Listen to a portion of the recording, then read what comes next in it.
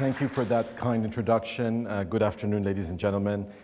I thought I would just share with you a few thoughts about the oneness of humankind this afternoon, and then hopefully we can have a conversation so I can also learn from you. One of the experiences we have as Baha'is is to learn that the oneness of humankind is the central principle of the Baha'i Faith. And of course, we learn songs as children. You're the drops of one ocean, and some of you may have actually memorized the words to those songs. I'm still working on them. And we have this vision, the earth is but one country, and the whole idea of oneness is central to our identity as a community. But I wonder whether we really know what it means, whether we have a depth of understanding about what oneness means, and also whether we appreciate the consequences that it has on the plight of the world and all the terrible suffering that we see around us. So I'd like to reflect on what happens when we don't believe in the oneness of humankind, so that we can trace our step back and understand that beyond some lofty poetic vision, the oneness of humankind is a matter of existential necessity for our survival as a species. And I think that when we come out of our little bubble, our feel-good bubble that we often stay in as Baha'is, and go into the real world and see the suffering and understand the root causes of that suffering, then we will maybe begin to take much more seriously our mission and how we spend our precious moments in this life, and what kind of choices we make with our time, our education, our resources, our careers, so on and so forth. So I began about 25 years ago a career with the United Nations. And of course I went into the United Nations because of my vision as a Baha'i. We all know what Baha'u'llah wrote about the future world commonwealth, the necessity to have collective security among the nations. So I went more than 30 years ago as a student intern, which was my first encounter with the United Nations. And I came there with incredible excitement and enthusiasm. And one of these UN bureaucrats that was quite cynical, he had been there for, I think, a few decades too long, looked at my enthusiasm and he said, "Son, you need 3 things to survive in the United Nations." I said, "And what is that, sir?" He said, "Well, you need geritol, alcohol, and protocol." I thought it was funny too until I worked with the UN and I realized that he was dead serious. So I want to reflect a bit about the difference between the ideals and the reality of the United Nations. And I want to look at the United Nations not simply as an organization sitting in New York, which is composed of elite bureaucrats and diplomats and experts, but also the idea of the people of the United Nations. The UN Charter begins, "We, the people of the United Nations." And the United Nations, in a sense, belongs to everyone. It's an ideal for a better world. So I want to reflect on what the sort of organizational expression of the oneness of humankind tells us about how far humankind has come in history and how much further it has to go. Now, in the United Nations, there is the General Assembly, which is where all the member states gather every year and they deliberate and vote on matters of importance to the global community. And outside the portal of the General Assembly is a beautiful Persian carpet, which was donated, I think, somewhere in the 1960s as a gift to the United Nations. And on that carpet, there's a beautiful poem written by Sa'di, who was a 13th century Persian mystic. And those of you who are Persian will of course know it. Bani Adam azay yekdigarand ke ze afarinesh az yek goharand. The best Persian translation that I've seen is the following: all human beings are members of one whole, in creation of one essence and soul. If one part be afflicted, if one member be afflicted with pain, the other members uneasy will remain. You who have no sympathy for human pain, the name of human you cannot retain. I think that that poem captures, in essence, what we talk about when we reflect on the notion of oneness. The notion that we are all interconnected with each other, and that our identity as human beings is connected with our capacity for empathy for the suffering of others. Now, the idea of the oneness of humankind for many centuries was some sort of poetic vision.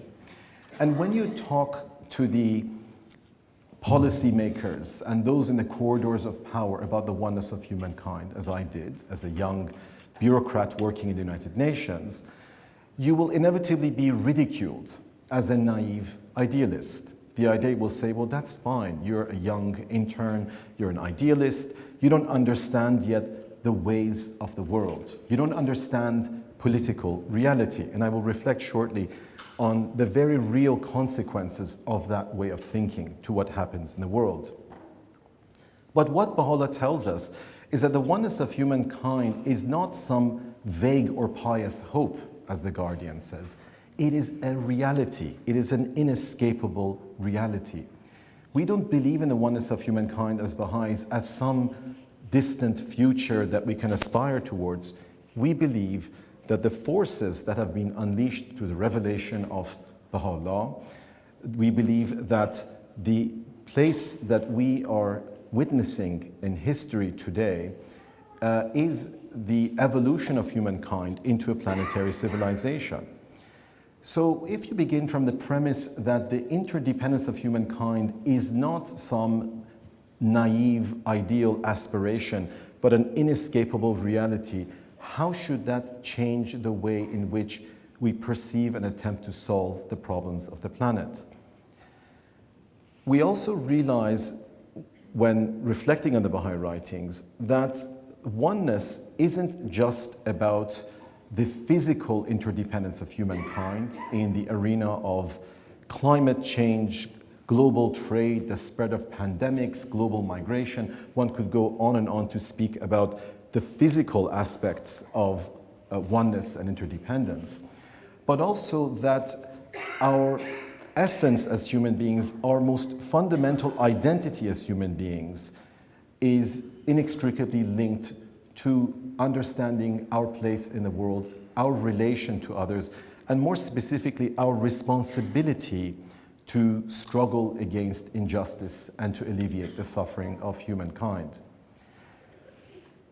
Bearing that in mind, I wanted to reflect on a couple of experiences I had working with the UN, one in the former Yugoslavia during my first years, during the Yugoslav War in the 1990s, and the other in Rwanda, also in the 1990s. Two very consequential conflicts that in a profound way shaped the United Nations in the 1990s, in order to explain what happens when we don't take the oneness of humankind seriously.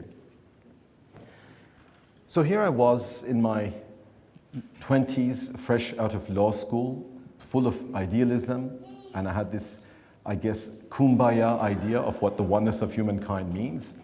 So I joined the United Nations around the same time as the Cold War ended. And when the Cold War ended, I remember Francis Fukuyama had written his famous The End of History, and the idea was that with the end of the Cold War, Western liberalism would sweep the planet and we would have an unprecedented era of peace and prosperity. It turns out that things turned out very differently. In the midst of this euphoria, the Yugoslav War was a rude awakening. It was a rude awakening because it brought back on European soil for the first time since the Second World War the specter of ethnic cleansing and genocide. And once again, this is not something that was happening in Africa or in Asia, where we casually accept mass atrocities, but it was happening in Europe's backyard. There were horrible scenes which emerged from the Yugoslav conflict of concentration camps, of emaciated prisoners behind barbed wires, the siege of Sarajevo, Dubrovnik, these beautiful cities that were being destroyed with relentless artillery fire, siege warfare, the denial of humanitarian assistance to civilians, the use of rape as a weapon of war, and a gallery of horrors began to come to the surface, just as the world was celebrating the end of the Cold War. Now, in the midst of all this, as a human rights activist, me and my colleagues, of course, we believed that those that were responsible for genocide should be brought to justice. And our biggest asset was our political naivete. We didn't ask, is it realistic to put on trial Slobodan Milosevic, who was the president of Yugoslavia, who had one of the most powerful armies in Europe at his disposal? We simply felt instinctively, what is the meaning of international law? What is the meaning of human rights if it can be violated in such an egregious way with complete impunity? So we began to put together a report which proposed for the first time the establishment of an international criminal court to prosecute the perpetrators of crimes against humanity. It was met with complete ridicule. We were laughed at by all the diplomats and the policymakers and decision makers who thought that this idea would never see the light of day. Now, it so happens that because of the public outcry over these atrocities, and I hate to say it, the outcry was in large part because the victims were Europeans. If they were Africans, if they were Asians, there would be casual acceptance that, well, that's the way things are there. But because these atrocities were occurring in Europe, it created a very different type of reaction. And ultimately, the political leaders who were embarrassed by their failure to confront the authors of ethnic cleansing and genocide decided to set up an international criminal court in The Hague for the first time since the Nuremberg War Crimes Tribunal was established in 1945 to prosecute the Nazi leaders. And we forget that after the Nuremberg Tribunal, the United Nations was asked to set up an international criminal court. But because of the Cold War paralysis, this never came to be. Because throughout the Cold War, both the Western and Soviet camps were more than willing to tolerate atrocities so long as the atrocities were committed on the right side of the ideological divide. And this culture of impunity meant, in effect, that you were more likely to be prosecuted for stealing a bicycle in Geneva, Switzerland, than you were for committing genocide. And you will see why I use Geneva, Switzerland, because that's where I came face to face with these monsters, such as Slobodan Milosevic, such as General Ratko Mladic, who personally handed out candies to children in front of television cameras in the summer of 1995 to show the world that there was nothing to worry about, after which he lined up 8,000 Bosnian Muslim men and boys and executed them over 2 days. So to see these people being treated as dignitaries, when you have been on the ground and you have seen the mass graves, you've seen the mothers clawing through the dirt, trying to find the remains of their children. You've seen the 14-year-old who was raped in front of her parents. You've seen cities laid to waste through artillery fire.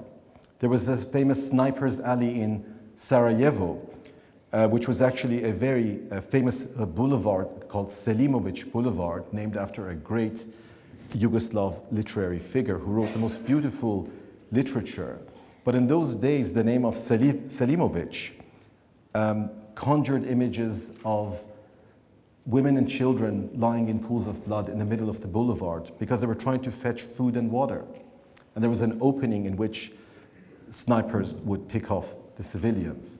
So all of these horrors created in me this incredible anger, this sense of outrage. How is it that no one is talking about justice? Now, one of the things that we were told is that justice was besides the point for a number of reasons. One was that it was important to negotiate a peace agreement with the very same men that were committing these atrocities. And they would have no incentive to end the war if they knew that they would be sent to The Hague and prosecuted before a court. So that was the first idea. We were actually told that we were standing in the way of peace by demanding justice, that we were responsible for the prolongation of the war, almost as if promising these people an amnesty would mean that they would stop the killing, which was absurdly unrealistic. We were also told that people from different religious and ethnic communities invariably end up killing each other. So the best thing to do is to achieve an ethnic partition, to separate all the different ethnic and religious groups in Bosnia, and that would bring about peace. So those were the prevailing arguments and philosophies which were influencing the decision-making of the international community. In fact, the idea of the clash of civilizations, which today has become so fashionable, emerged when Professor Samuel Huntington of Harvard University wrote an essay in 1993 at the height of the Bosnian War to explain what he thought was the root cause of the war in Bosnia. Bosnia was one of the republics of the former Yugoslavia. It was ethnically mixed with Bosnian Muslims, Catholic Serbs, Catholic Croats, and Orthodox Serbs. And Samuel Huntington's theory was that in the post-Cold War era, the ideological fault lines would now be replaced by religious and civilizational fault lines. No one could imagine the world any differently. The lines of division must somehow be recreated, replicated, redefined. It's not possible to imagine the world in any other way. So Samuel Huntington's theory of clash of civilizations became hugely popular and began to influence decision-making, became one of the hottest topics in academia. Many people made their tenure at university either agreeing or disagreeing with clash of civilizations. As I was reading Huntington's essay, I was in Sarajevo, the capital of Bosnia, in the middle of the war, in the middle of Sniper's Alley, in the middle of all of these horrors. And every other person that I met in the streets of Sarajevo came from a mixed marriage. Half of the population of Bosnia statistically came from mixed marriages. So I was reading Samuel Huntington's essay. I was also reading about the history of Bosnia, which was a place where the Jews and the Albigensian Christians fled from the Spanish Inquisition because Sarajevo was known as a place of tolerance. And still, if you go to a place called Başarçia, which is the old Turkish market in Bosnia, in Sarajevo, which was once part of the Ottoman Empire, you will see a synagogue beside a Catholic church, beside a mosque, beside an Orthodox church. So I wondered, what is it that Professor Huntington in Harvard University sees that I don't see? Has he ever spoken to a single Bosnian? Has he ever visited Bosnia? Has he read a single book about the history of Bosnia? And the answer to that is no. And that was one of the lessons I learned about the arrogance of elites, intellectual elites, political elites, economic elites, whatever the case may be. People who see the world from 30,000 feet and who give themselves the rights to cook up these not just cynical, but idiotic and unrealistic views of the world, which they then impose on the rest of us as political reality. Well, political reality is political mythology. Reality is a reflection of the choices that we make. So we doubled down and insisted that it would be impossible to have any sort of sustainable peace in Bosnia unless and until the ethnic hate mongers, we call them the ethnic entrepreneurs, who had manipulated people's identity to start this war in order to achieve their own political interests, that until they were brought to justice, there would be no future for Bosnia. We changed our discourse away from morality to political realism. Now, one of the things that one learned on the ground was that there was nothing inevitable about the conflict in Bosnia. And you will see the powerful lessons here for conflicts throughout the world. The use of divisive politics in order to create imaginary enemies so that political leaders can continue to amass wealth and power, and we know the story. In Bosnia, one of the best descriptions of what actually happened in this ethnically mixed country was that this was not a case of spontaneous combustion. This is what Warren Zimmerman wrote, who was the US ambassador in Belgrade. He said there was plenty of historical tinder, but pyromaniacs were required.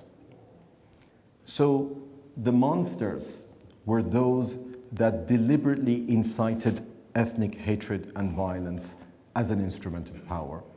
And we realized that so long as these same people are in positions of power, how can you achieve lasting peace? How can you reintegrate a multi-ethnic state if those whose platform is ethnic division and violence are still in positions of authority? So the tribunal was established as a paper tiger initially, as a sop to the conscience of the world, because they felt guilty that they were not acting to stop genocide and these horrors. But once there was a peace agreement, once there were 60,000 UN peacekeepers on the ground, we thought that our moment had arrived, because our court was like a giant with no arms and no legs. We had a mandate to uphold international law, but no means of arresting any of the accused fugitives. Unlike Nuremberg, when Nazi Germany was destroyed in war, there was an army of occupation that could arrest all the leading Nazis. We didn't have such a means at our disposal. But what was remarkable is, while all the decision makers were saying the UN peacekeepers are not going to execute arrest warrants because we must maintain neutrality. And if we start arresting people, especially political leaders from one or the other side, that will compromise our neutrality. What was remarkable is that while all the political leaders were saying this, the soldiers on the ground were saying that no matter how hard we work at confidence building between the different ethnic groups, these extremists and warlords undermine our work. How can we get rid of them? We said, we have an idea. We have a long list of arrest warrants. And that is the way to get rid of these people. So what is incredible is that the decision makers began to redefine the idea of political realism. What is realistic or unrealistic? They began to think that it's unrealistic to have peace without justice. No justice, no peace. It became not just a lofty moral dream to bring these people to justice, but actually it became an integral part of a realistic solution to lasting peace. So sometime in 1996, a Chinook helicopter belonging to the British Special Air Services arrived in Prijedor in northwestern Bosnia, where some of the most notorious concentration camps were located, where people were subject to the most harrowing torture and death. And each of them was armed with an arrest warrant and a number of weapons. One of them was a man by the name of Kovacevic, who was actually a medical doctor. This was one of the horrible things. You realize that a lot of the war criminals were not some psychotic monster, but they were the person next door. That was probably the most horrifying realization about the war, that ordinary people in the wrong place at the wrong time are capable of things that they themselves may never imagine. Kovacevic was arrested without resistance.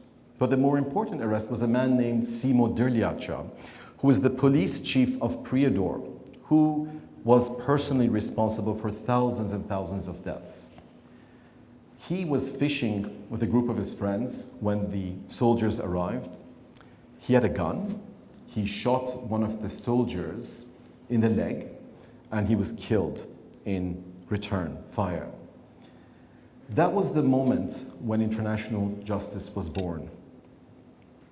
Not because some great law professor drafted a statute for International Criminal Court, but because force became the servant of justice. And among these warlords, they're not that interested in fine legal arguments, but they understand the language of force. As soon as Drljača was killed, all of a sudden, all of these accused people realized that this was no longer a court that they could laugh at, that they could be next. What was incredible is many of them began to surrender themselves.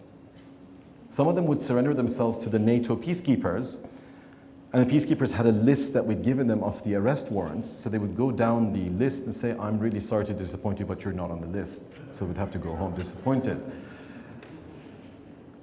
But there were still two leading culprits that were at large. One of them was a man named Radovan Karadzic. I don't know how many of you remember Karadzic. If you were watching the news in those days, he had this great bouffant hairstyle.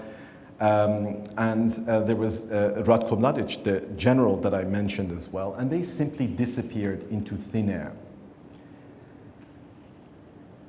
It took 15 years before we discovered them and arrested them. And just a few days ago, Ratko Mladic was sentenced to life imprisonment, and Radovan Karadzic was also sentenced a few weeks earlier. But I want to maybe share a little story of what it took to arrest these people. Radovan Karadzic was a psychiatrist, and he went into hiding until one day we realized that a certain man by the name of Milan Babic, who was a very famous healer, he was a naturopath, he could tell you about ancient Hindu medicine, and he could tell you about energy cycles and your 7 chakras. He appeared on television all over Belgrade. All those that were sick and distressed would consult him. He was one of the most popular healers in all of Serbia. He had a white mane of hair, kind of a white beard, looked like a prophetic figure. It turned out that that man was none other than Radovan Karadzic. That for 15 years, he had successfully disguised himself as this naturopath. So be careful next time you visit a naturopath. Now, Radovan Karadzic was arrested. He was brought to The Hague.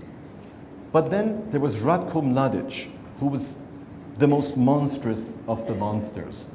The man who was handing out candies to the children in front of the television cameras before lining them up and killing them. He was discovered in a small shed belonging to a family member, and he was arrested basically because someone in the Serbian Secret Service became an informant. Now, the story of Mladic is quite extraordinary, because the last thing Mladic asked to do before he was extradited to The Hague to stand trial was to visit the grave of his daughter Anna. Now, the story of Anna is quite remarkable. Mladic, who had no compunctions about murdering the children of other people, was a loving, doting father to his beloved daughter Anna, who was a medical student. Anna had fallen in love with a handsome young medical student named Goran, except that Goran came from a family of human rights activists. Goran told his beloved Anna about what a monster her father was. Anna was so distraught that after unsuccessful attempts to have a conversation with her father, she took her own life. She took her own life with the pistol that he had saved to shoot in the air in celebration of when she would give him his first grandchild. Nothing brought Ratko Mladic to his knees except the loss of his daughter.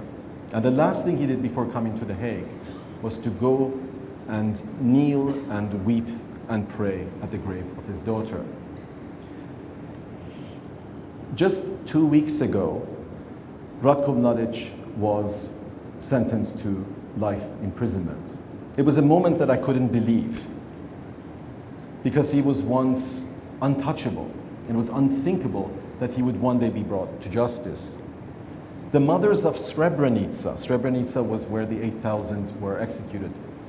The mothers of Srebrenica, who've been mourning the loss of their children now since 1995, celebrated. But they also realized that justice cannot bring back their dead children.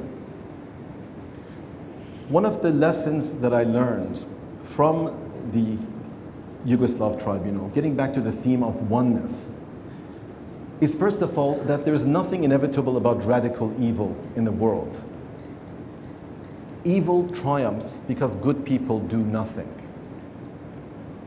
Evil triumphs because good people do nothing. I also realized that we underestimate our own power because we only take notice of these horrors when it is on headline news on CNN or Fox News. Yes, I did say Fox News. When it's already too late. But these acts of great evil are always a long time in the making, and I will turn to that theme shortly. It's said that the Holocaust didn't begin in the gas chambers. It began with words. It began with words that dehumanize others, that justify mistreatment, persecution, and violence against other people. And I also realized that justice and human rights, far from being naive and idealistic, are the only realistic solution. That the oneness of humankind is not some vague fantasy, but it's an inescapable part of our contemporary reality. Now I'm just going to move on very quickly to another experience, and then I will stop. And that relates to Rwanda. Now Rwanda was even worse than the former Yugoslavia. Whatever horrors I'd seen in Bosnia were pale in comparison to what happened in Rwanda. In 3 months, between April 6, 1994 and June 1994, up to 1 million people, mainly members of the Tutsi minority in Rwanda, were exterminated. This is a killing rate which is 2 to 3 times that of the Nazi concentration camps. This didn't happen 70 years ago in the Second World War. It happened in 1994, and it happened before our eyes. The whole thing was televised, and the world did nothing. Exactly a year before the UN decided to abandon Rwanda to its fate, because no one cared, there was no oil, there was no strategic interest in doing anything. A year earlier, US President Clinton had gone to the US Holocaust Memorial Museum in Washington, and in a very moving speech had said, never again will we let a Holocaust happen. Well, never again became ever again, as exactly 1 year later, the mass killings began in Rwanda and the world did nothing. But the story here is what happened before the mass killings began. And this goes back to the idea that there is nothing inevitable about radical evil, that it takes tremendous amounts of effort to get people to hate each other. It takes incredible amounts of effort to get people to kill each other's neighbors. And in Rwanda, the weapon of mass destruction was a radio station called RTLM, Radio Télévision Libre des Mille Collines. In a country in which 90% of people lived in rural areas, in which there was a 70% illiteracy rate, in which people lived lives of incredible poverty, which is a whole other issue of the injustice, the grave injustice of the global economic system that impoverishes people. The radio station was the only source of information for the vast majority of people in Rwanda.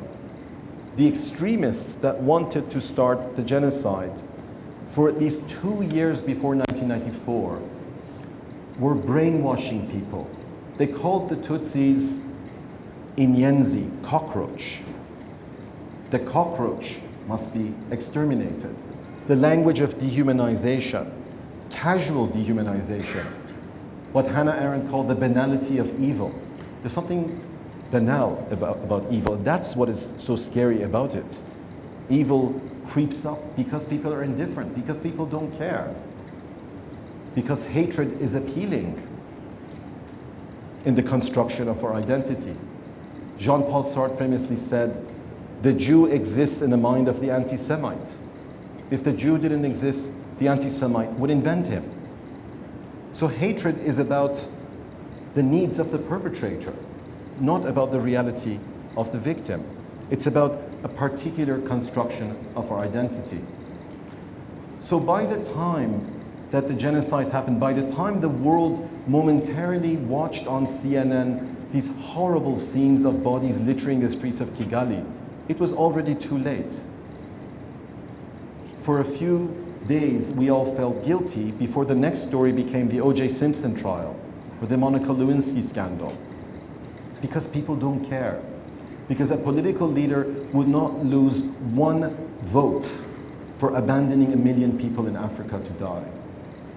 That's the reality. The reason why I mentioned Rwanda is because it didn't have to happen.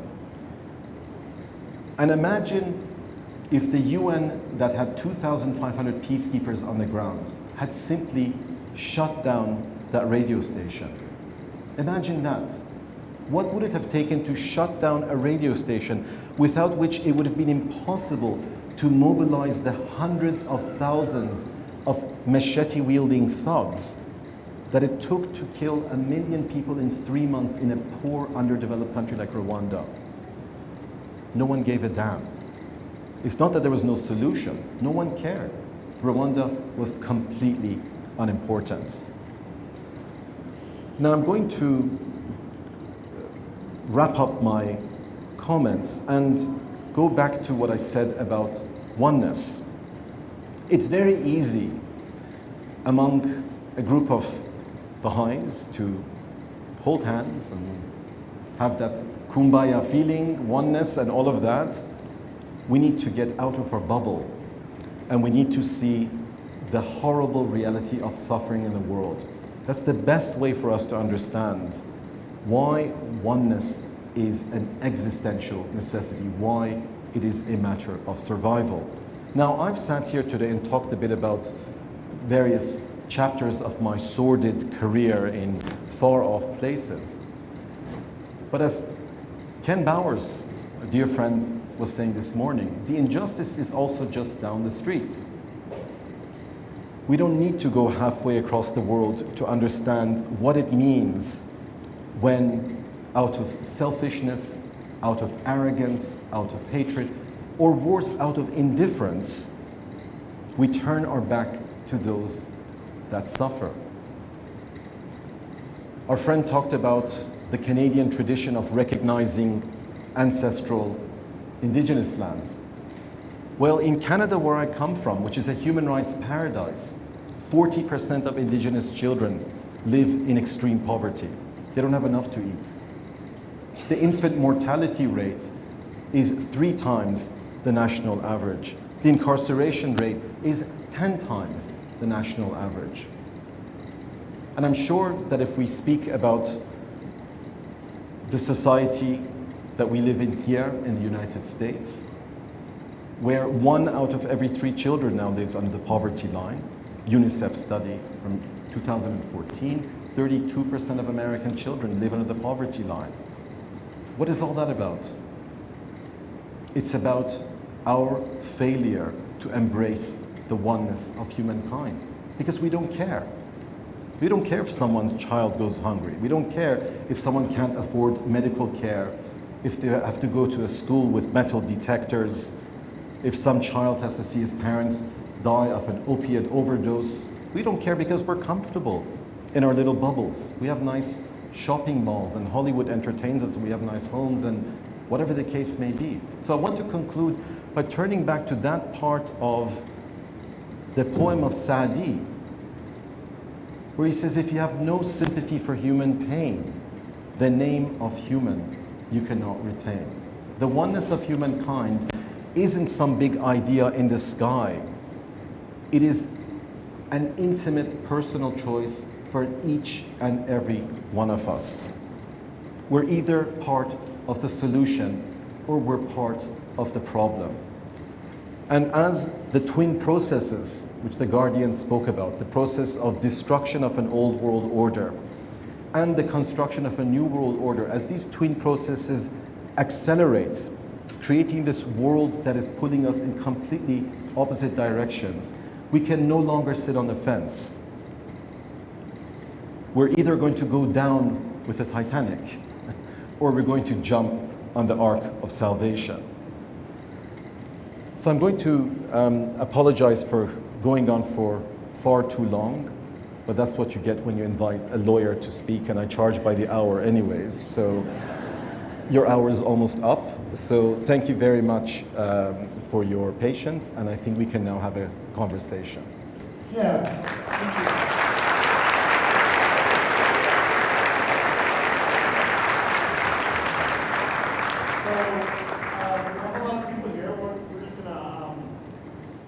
Do people have questions? Yeah, there's a couple. So we'll get to those questions in just a second. It reminds me of, how does the quote go? I just looked it up. Here we go. The light of men is justice. Quench it not with the contrary winds of oppression and tyranny. The purpose of justice is the appearance of the unity of men. That's by Baha'u'llah from Words of Paradise. But there was a question. I'm going to go here and then there.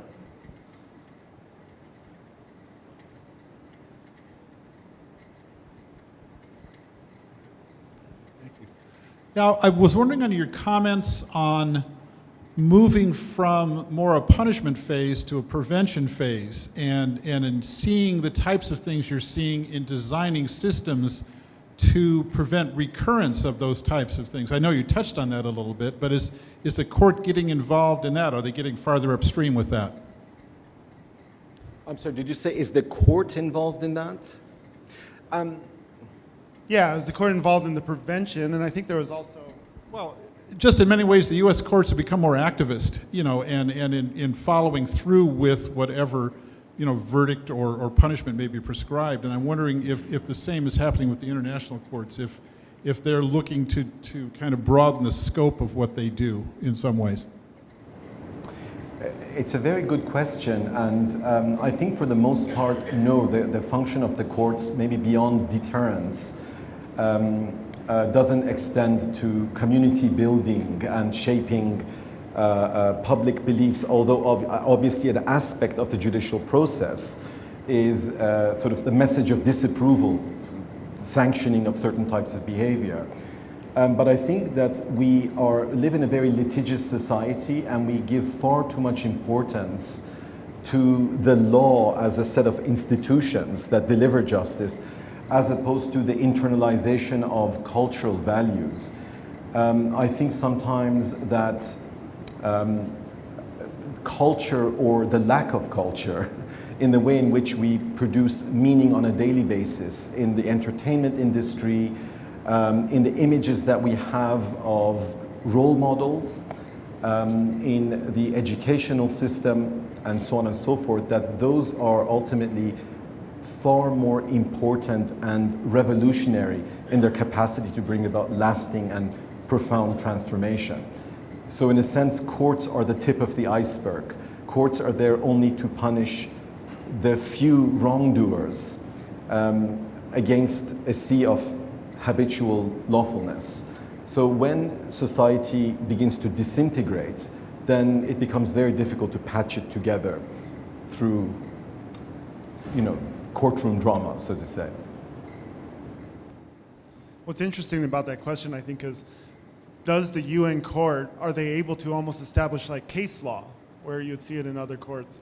But Thank you, Dr. Akhavan. I have a question about the United Nations. Is there anything, any steps being taken to make United Nations more effective in stopping or preventing the crimes that is taking place around the world, in Iran, in Syria, and so on? Or in general, is there any hope for United Nations? The question is there any hope for humankind? Because that's what the United Nations is. It is a reflection of humankind. The United Nations is a very weak institution, and its weakness is a reflection of the immaturity and unwillingness of governments to rise to the occasion and to recognize the reality that there is only one common global interest.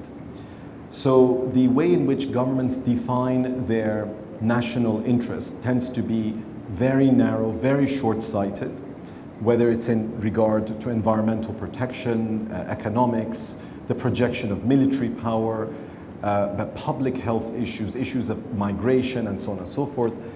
There is no leader, unfortunately, today that has the vision or the political courage to say that we need to completely transform the United Nations,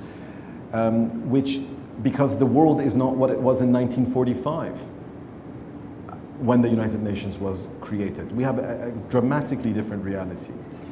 And one of the recent examples of that is the conflict in Syria. Not just the conflict in Syria, but in Iraq, in Yemen, and the terrible power struggle that we see in the Middle East, with Iran on the one side and Saudi Arabia on the other, each instrumentalizing religious identity as a means of projecting power, which goes back to the example I gave of the former Yugoslavia and Rwanda.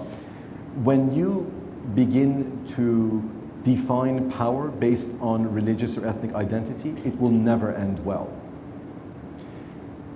In the case of Syria, there was a proposal to refer the crimes that had been committed to the International Criminal Court, but that was met with a veto by the Russian Federation at the UN Security Council, because the regime of President Assad is being supported by the Russian Federation and Iran. And on the other side, the rebels, which until recently included Daesh, the famous ISIS, were being backed by Saudi Arabia and Turkey, and some would say arguably the United States. So it's classical kind of what we call balance of power politics, where the enemy of my enemy is my friend. The expression politics makes for strange bedfellows, and that's what it's all about, that we are willing to support all sorts of very questionable tyrants, terrorist groups, whatever the case may be, so long as it fits into our cynical calculation of power. So all of the horrors that we see around us, they didn't happen overnight. They were a long time in the making. ISIS was a long time in the making. We just didn't take notice until this poor American journalist was beheaded on social media, and it became some big spectacle. Everyone talked about it for a few days until it was forgotten. But the causes of all of those evil forces are still there. And they're only going to get worse until the international community is forced to change the way in which it articulates self-interest, global governance, and so on and so forth. So the solutions are all there, but the political will is not. And it reminds me of the statement, the promise of world peace, which the House of Justice issued in 1985, where they said that world peace is not only possible, but inevitable. The only question is whether we will achieve it as an act of consultative will, or only after unimaginable horrors precipitated by humanity's stubborn clinging to old patterns of behavior. So we forget that the League of Nations came about because of the First World War. The United Nations came about because of the Second World War. And today we are at a historical juncture where we either are going to have visionary political leaders that are going to bring about these far-reaching changes, or something so horrible will happen that we will have no choice as we're picking up the pieces of what remains of civilization.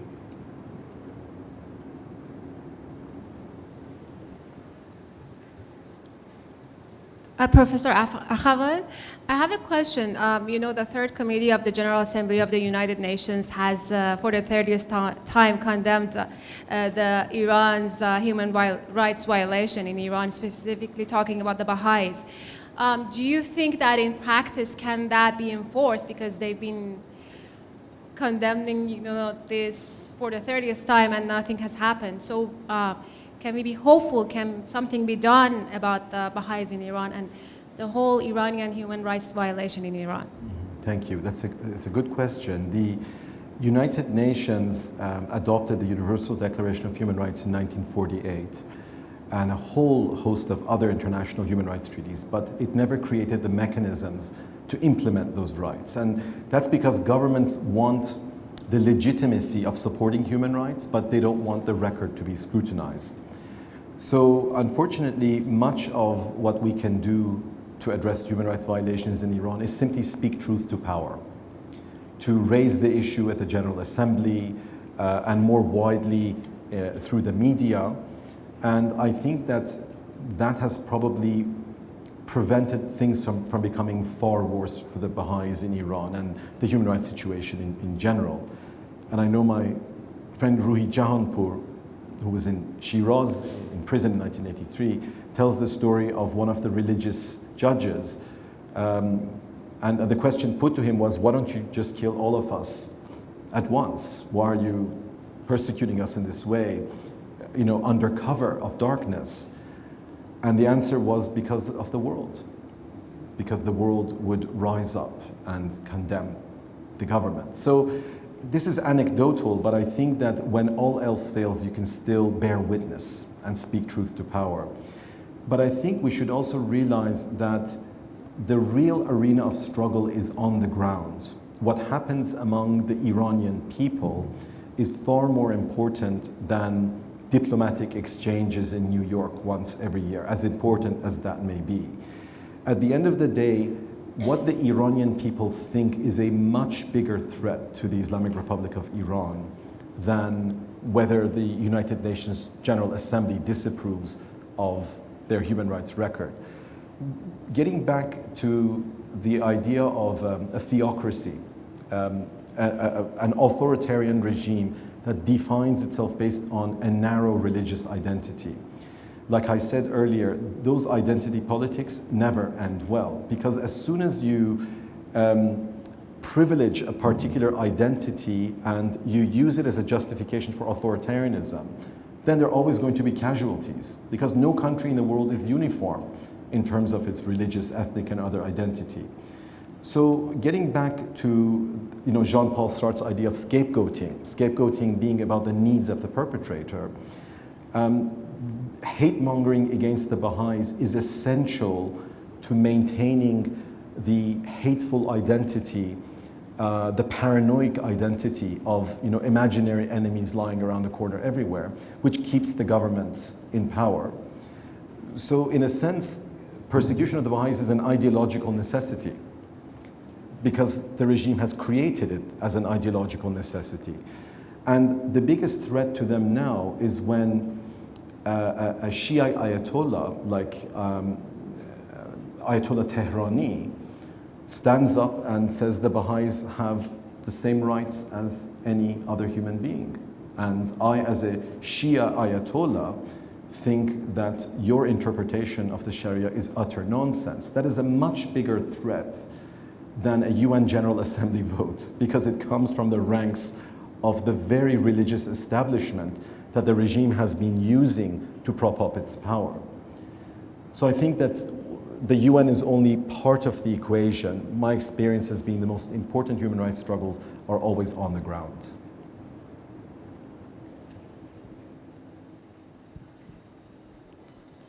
I wanted to ask you about the paradox of America, because America is eulogized in the Baha'i writings in many places and as an exemplar of rule of law and human rights, and yet there's also a strong critique, even in Pilgrim's Note, I guess you could call it, of Ruhiya Khanum being told by the Guardian that America was the most politically corrupt country in the world, and at the look of shock on her face, he said, "Swallow it, it's good for you." And when I was in Tuol Sleng in Cambodia, I saw torture devices. They would say, and this is called waterboarding in America. And yet this kind of torture that the Khmer Rouge practiced was denied as torture in America. So anyway, the point I want to ask you about is on one hand, we see, the League of Nations, United Nations, catalyzed in great measure by American presidents, but at the same time, international courts being denied their full strength in large part because of American reluctance to expose itself to being penalized for war crimes, if I understand correctly. I mean, that's one of the reasons why we left Iraq. So I want to ask you about that paradox of America, which may be an uncomfortable question to pose to you, but I think it's an important one. Excuse me. Well, I think that, first of all, America is part of a larger world, and that world is going through a period of intense turmoil. The end of a turbulent adolescence, as The Guardian calls it, as we approach the long-awaited coming of age of humanity, and the twin processes, as I explained, of destruction and construction. So we see both the most ugly and revolting aspects of human nature, but also the sign of tremendous hope as people begin to reimagine their idea of what it means to be American, what it means to be a citizen of the world, and so on and so forth. But I think that if you read the letters of The Guardian, you're right. They will speak about the immensely important leadership role that America has to play in the world. But The Guardian also explains that America must be subject to divine chastisement before it becomes prepared for that role. The Guardian speaks about consumerism, or consumerist culture, which is born here and carried to excess in other, it's actually spread from here throughout the world. I think he speaks about the tentacles of a cancerous materialism spreading throughout the world. So this is an incredibly important battleground, if you like, for the spiritual conquest of the planet, which is how The Guardian spoke about it. And one of the problems is that physical suffering is very easy to understand, spiritual suffering is not. If you are starving to death, there's some incredible clarity about that. You need a piece of bread, you need a bit of water, or you're going to die. But we don't have the same understanding about nourishing our soul. And what I find incredible, I was just in Africa before coming here. I was in Zambia, I was in Kenya, and there's a lot of poverty. I don't want to romanticize it, but I think that people very often have greater happiness than people in North America. And I live in North America, I live in Canada. There is a psychic pandemic in our culture of stress, anxiety, depression, and the myth that happiness is just a pill away. And to me, it's astonishing, given the extraordinary privilege that we have, that there's so much despair and sadness and self-destruction in our culture. It's a tragedy. In medieval Europe, during the bubonic plague, they said that anything between a third to half of Europe's population was wiped out, basically because people didn't understand what germs were, right? We had no science in the Dark Ages in Europe. So because of simple things like infestation with rats were probably the cause of the bubonic plague, half of Europe's population died. Now, imagine that we're going to look back at the future, and today will be our spiritual bubonic plague. We will look back and say half of the population of this incredibly prosperous society was declining into despair and misery and depression in the midst of plenty. because they didn't understand spiritual reality. They didn't understand the germs that they're being poisoned with every day. When they watch television, the Hollywood glitterati, go to the shopping malls, spend money because they're told that that is what success and happiness is. And so we need to take very seriously the idea of spiritual struggle and realize that we are, I'm sorry to say, in a spiritual cesspool. We're in a spiritual cesspool. We just don't understand the depth of it. And one of the ways of keeping ourselves afloat in the midst of this, obviously, is to make spirituality a center of our life. But to also understand that spirituality isn't that self-indulgent, feel-good moment of, doing, Headspace app or yoga or what, those are all wonderful things, right? But ultimately, spirituality is about sacrifice. It's about serving others. It's not about superficial sentimentality or self-indulgence. And funny enough, without sacrifice, we will never experience happiness. That's why we are brainwashed with the lie. The pursuit of happiness is about greed and narcissism. That's complete nonsense. So we need to decolonize our minds and start taking very seriously the corrosive forces that have brought us here. And I think that the greatness of America will come from the bottom up. And I'm not going to say make America great again, because that could start a whole other discussion.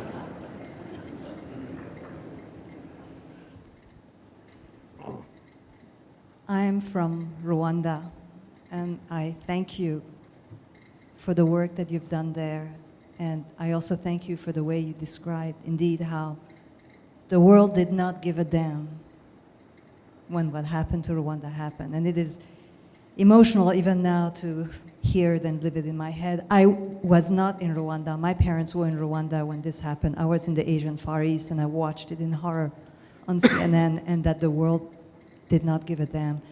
But the silver lining in all of this is that after that unimaginable horror, and truly unimaginable, I said, having grown up in Rwanda, I could never imagine that the people would do that to each other. And it was not the people who created it. It was those ideological power struggle that wanted to control people. And as you said, there was only one radio station, and so that radio station could control the people. But the silver lining after this is what has happened to Rwanda since the genocide. Mm-hmm. And that is also unimaginable. It has come out when I imagined that it would take perhaps 10, 15, 20 generations to come out of the hatred for each other, to remember who has done what to my husband, to my son, to my wife, to come out of it in just a generation and a half, basically, and to have a society that through consultative will, again, as the House of Justice talked about, has created an incredibly new society. And unfortunately, Rwanda, that was not known to the world and was forgotten to the world, has picked itself up and has created an incredibly new society. I hope that that is not a lesson for the rest of the world, I mean a repeat for the rest of the world, but maybe that is the way we all have to go to realize and recognize our oneness. So thank you again. Thank you.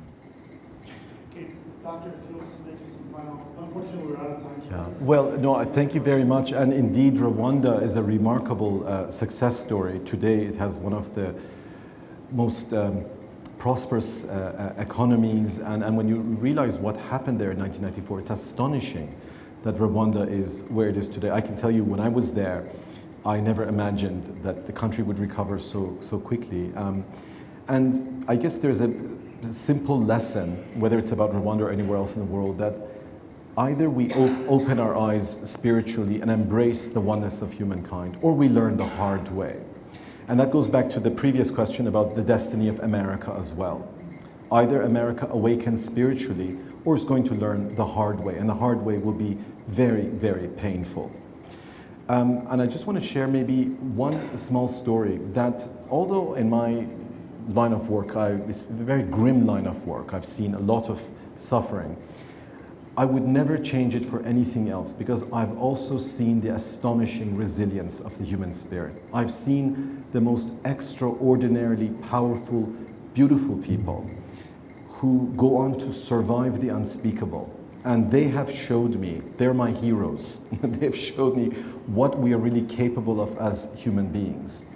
And I will just end maybe by telling the story of Jean-Paul Samputu, who you will know is a very famous Rwandan musician. And in 1994, Jean-Paul escaped. He came back to his village and he realized that his father, his mother, his whole family had been killed. But the worst part is found out that it was his best friend Vincent who had done the killing. And that completely destroyed him. Can you imagine that? Completely destroyed Jean-Paul. He went into a period of self-destruction, of anger, of depression, of consuming alcohol and drugs, and twice tried to take his own life. And then when he reached the very bottom, he had his spiritual awakening, when he had lost everything. And he made it his life mission not just to rebuild himself, but to find Vincent and confront him. After many years, he ended up back in Rwanda in what's called the Gacaca court, a traditional justice among the grass, community-based restorative justice, something similar to what the indigenous communities practice. And there was Vincent. Jean-Paul stood up, looked him in the eyes, and he said, "I forgive you." And he said that at that moment, I healed. At that moment, I became whole. And when you think about our daily routines in life, our pettiness, our anger, our stress, and then you listen to the story of Jean-Paul, you become ashamed. You become ashamed at the triviality of the things that bother us. So I think there's so much that we can learn if we open our minds and our hearts and look beyond our little circle and see that, as you said, despite all this suffering, there's also something incredibly powerful and inspiring. It reminds me of the famous passage in the Gospel, "The light shineth in the darkness, but the darkness knoweth it not." So I'll stop there. Thank you.